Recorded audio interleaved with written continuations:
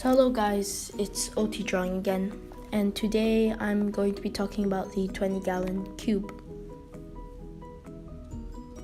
So it started out as a aquarium with 2 bags of substrate, which later I knew was a mistake, and a couple of rocks. And it was like the best thing ever. I've been waiting for saltwater aquarium for 2 years, a year maybe, and I was very happy I had it. We hooked it up in a Macro Aqua M70S with its skimmer and everything, and we added a cheap power head from the LFS.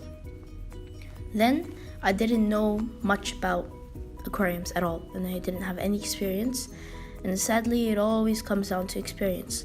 So what happened then was, bam, I did so many fish at once, and because of this everything died, because I didn't know what ammonia was.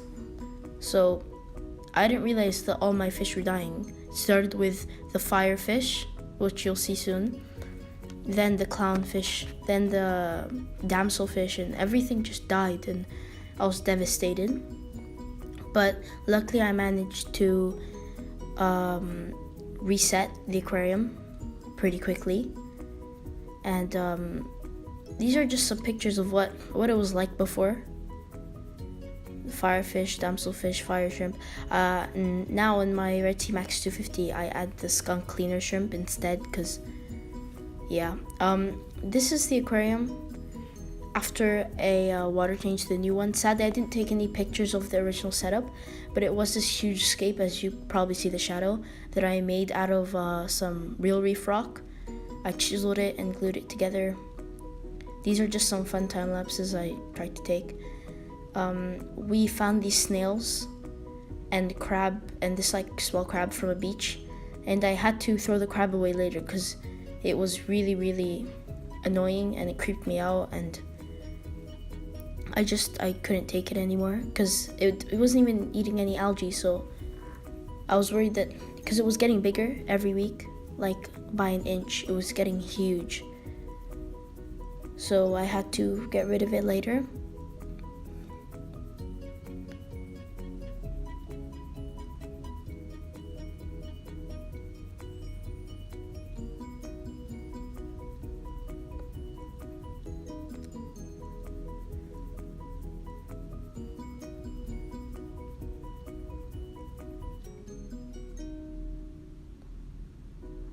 I had a sand sifting starfish in my aquarium, mainly because the sand was always really, really dirty.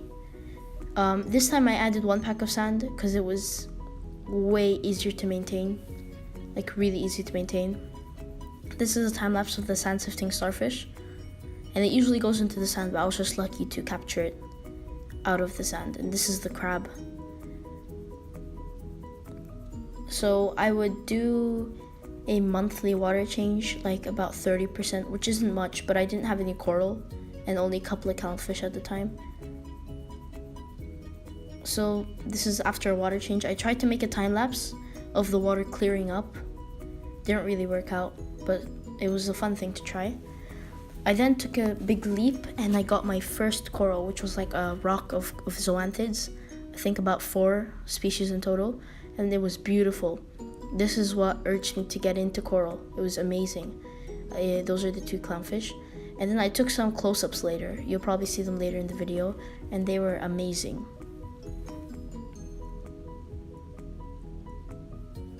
This is just a time lapse I tried to take of the zoanthids, didn't really work out. And this is what the acrylic tank looked like before I did maintenance, because since it was acrylic, it was a big pain to just take a cotton swab and get inside and clean it, and it was very, very annoying. And I'm not proud of this, but I think my tank looked better in black and white. And I got fake coral, which I'm not proud of as well, and a coral beauty. I love the coral beauty. It was very good. It was reef safe as well. This is the close-up of the zoanthids. They were amazing. I got a red starfish, I got frog spawn, a pink colony, and I got a hammer coral, as well as a GSP colony, a very small one, you'll see soon. There was also a beautiful blue mushroom amongst the zoanthids.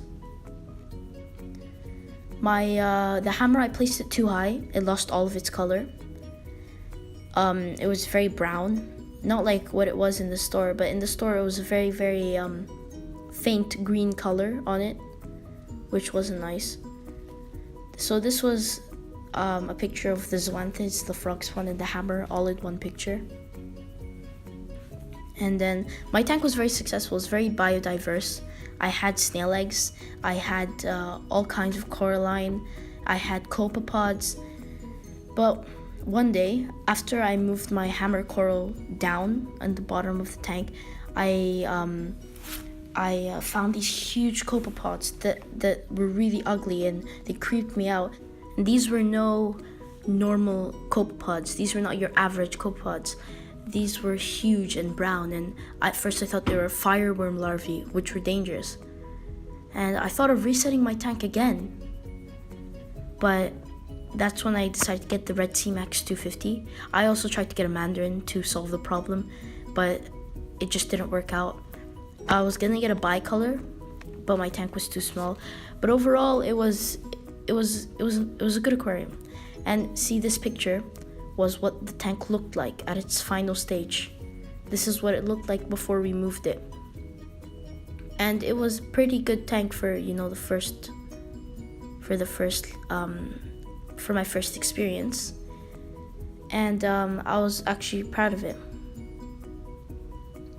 Those big copepods ended up creeping me out. It prevented me from doing maintenance because I got creeped out. But later I just learned to accept it, and I just kept doing my water changes, kept taking care of my tank. So that's really what the 20-gallon was. And if you like this video and you want to see more, just don't forget to comment, like, and subscribe. And next video, I'm going to talk about the final update of the cycle of my Red Sea Max 250. So thank you for watching this video. This is OT Drawing. Peace.